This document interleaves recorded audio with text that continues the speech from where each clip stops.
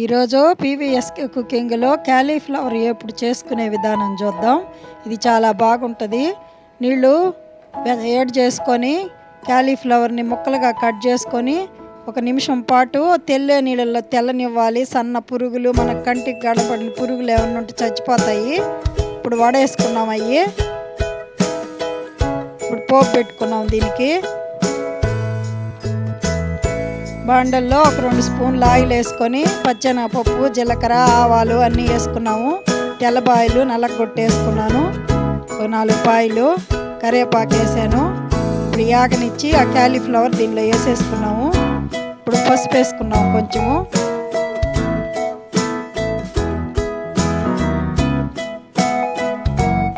బాగా కలుపుకుందాము. చాలా బాగుంటుంది, చేసుకొని చూడండి. మళ్ళీ చేసుకుంటారు.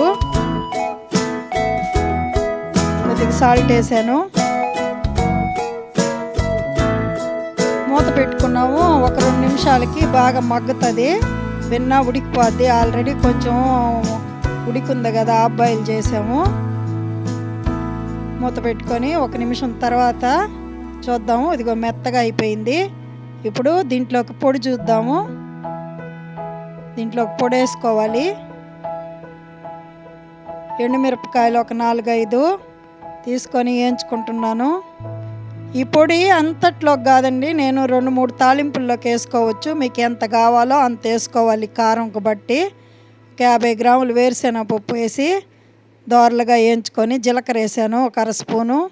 సన్న మంట మీద వేయించుకోవాలి. చిట్టపట్టమనేటప్పుడు ఆపేసుకోవాలి. ఇవి చల్లారనిచ్చి మిక్సీలో వేసుకుందాము. సాల్ట్ వేసి తిప్పుకుందాము.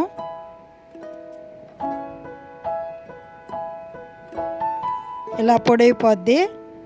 ఈ పొడిని 2 స్పూన్లు వేస్తున్నాను నేను. మీకు ఎంత కావాలో అంత వేసుకోవచ్చు కారంని బట్టి. బాగా కలిపేసుకొని కాలీఫ్లవర్ ఎప్పుడు రెడీ అయిపోయింది. ఈ వీడియో నచ్చితే లైక్ కొట్టండి. పీవీఎస్కే కుకింగ్కి సబ్స్క్రైబ్ కొట్టండి. ఇలా చేసుకుంటే ఉత్తదే తినేయాలనిపిస్తుంది. అంత బాగుంటుంది. ఒకసారి చేసుకొని చూడండి.